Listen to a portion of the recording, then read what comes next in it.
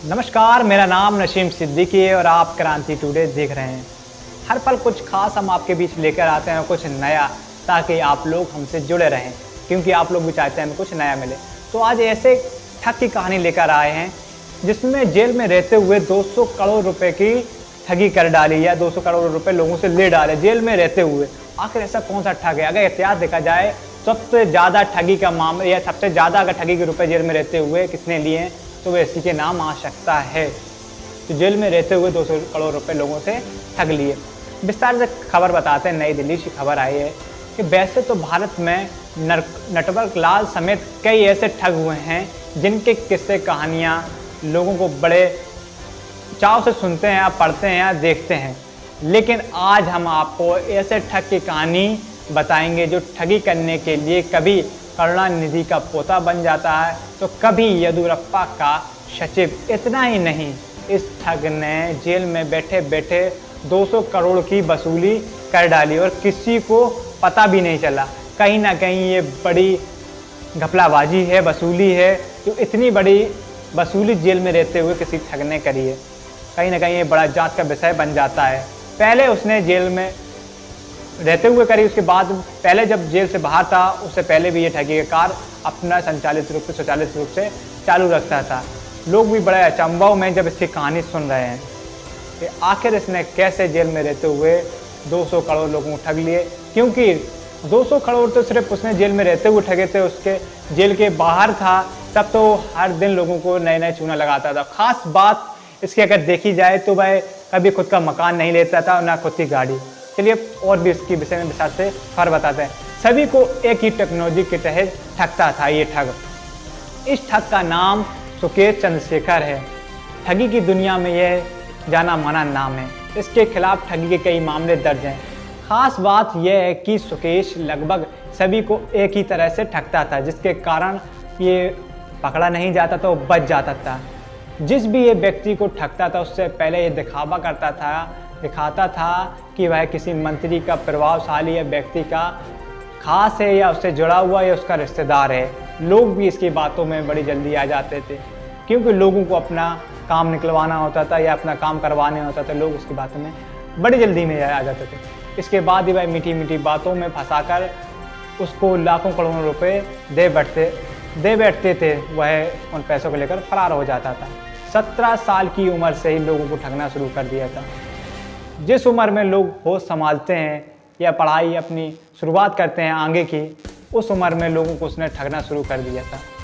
Media report के अनुसार सुकेश इस काम को महज 17 साल की उम्र से कर रहा है।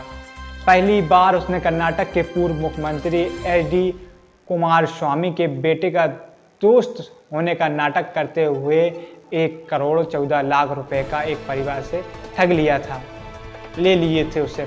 इस आरोप को लेकर पहली बार उसे बेंगलुरु पुलिस ने साल 2005 में गिरफ्तार किया था, लेकिन उसे जल्द ही जमानत मिल गई है, जेल से वह छूट गया। 2007 के बाद वो आंध्र प्रदेश, केरल और तमिलनाडु में रहने लगा। एक साथ तो नहीं रहेगा, अलग अलग रहने लगा। उसने हैदराबाद के जुबली हिल्स में एक विशाल अपार्टमेंट को किराए पर लिया। हमने जैसे पहले ही बताया था कि वह मकान हो, बंगला हो या गाड़ी हो, सभी किराए पर लेता था। तो कहाँ पर थे पर लोग? मकान पर थे। उसने एक मकान किराए पर लिया था, प्लॉट कराया था। साथ ही उसने कई लग्जरी गाड़ी थी बाहर खड़ी करके किराए पर खड़ी करनी थी और उन्हीं से घूमता था। सभी किराए का सामान था। अपने आप को राजनेताओं को रिश्तेदार बताता था। जब वह मकान आलीशान ले सकता है, गाड़ियाँ आलीशान या बेहतरीन ले सकता है, बड़ी बड़ी फॉर्च्यूनर लग्जरी गाड़ियाँ ले सकता है, तो कहीं ना कहीं अपने आप को इतना बड़ा तो आदमी सिद्ध करने के लिए ये सब रणनीति वह बताता था। तो आगे बताते हैं कि वह अपने आप को राजनेताओं का रिश्तेदार या करीबी बताता था। उससे भी जो भी मिलता था उसे बताता कि वह कई बड़े राजनेताओं और अन्य हस्तियों का रिश्तेदार है।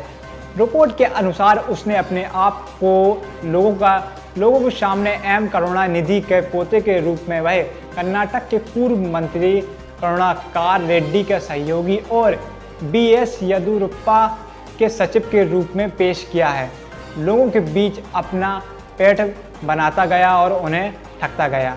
धीरे धीरे उसने जब अपने आप को इतने बड़े या पूर्व मुख्यमंत्री का पोता बताया तो कहीं ना कहीं लोग भी उसके बहकावे में या उसकी बातों में आ जाते थे। साल 2017 में उसे एक बड़े मामले में गिरफ्तार किया गया।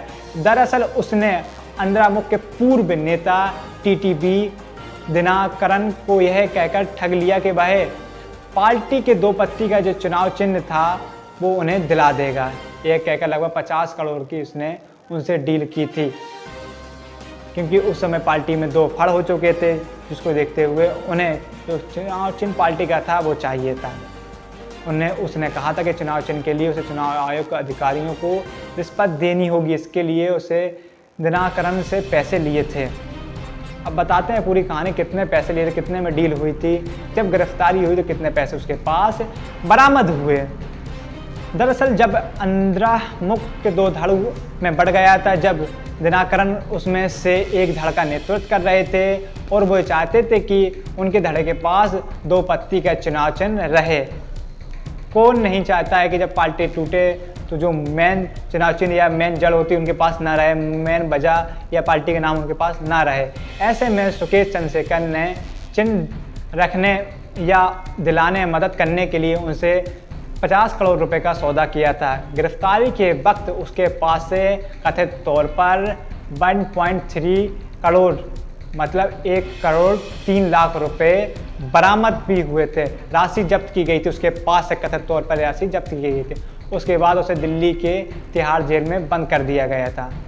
आप सोच सकते हैं कितना दिमाग वाला इंटेलिजेंट बंदा होगा, जो अच्छे अच्छे नेताओं को, जो पार्टी का नेतृत्व करता हूँ, उनको भी ठग लिया।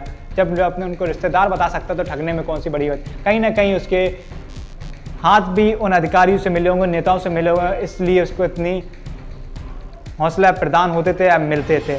जेल से अब बताते हैं, जैसे कि हमने पहले एक हेडिंग बताई थी, जेल में रहते हुए 200 करोड़ रुपए के उसने वसूले या लोगों से ठगे। हालांकि उसकी आपराधिक गतिविधियां यहाँ भी नहीं रुकी, जब उसे जेल हो गई यहाँ भी नहीं, उसमें जेल में रहते हुए लोगों को ठगना शुरू कर दिया। एक रिपोर्ट के अनुसार उसने जेल में रहते हुए 200 करोड़ रुपए की वसूली की। जेल में भी बंद किसी भी आरोपी द्वारा अब तक की ये सबसे अधिक वसूली बताई जाती है। दिल्ली पुलिस के अनुसार जो दिल्ली की स्पेशल सेल से उसके खिलाफ उसने इस 200 करोड़ की जब ठगी करी है, उसके तहत कई धाराओं में उसके खिलाफ संगीन धाराओं में मुकदमा दर्ज कर लिया है। तो ये हमने आज बताई थी नेटवर्क लाल की कहानी, जो एक अपने आप को कई मंत्री के रिश्तेदार तो कई मंत्री का सगा संबंधी बताता था। कहीं ना कहीं आपके लिए दिलचस्प कहानी थी, तो बने रहिए हमारे साथ और देखते रहिए क्रांति टुडे।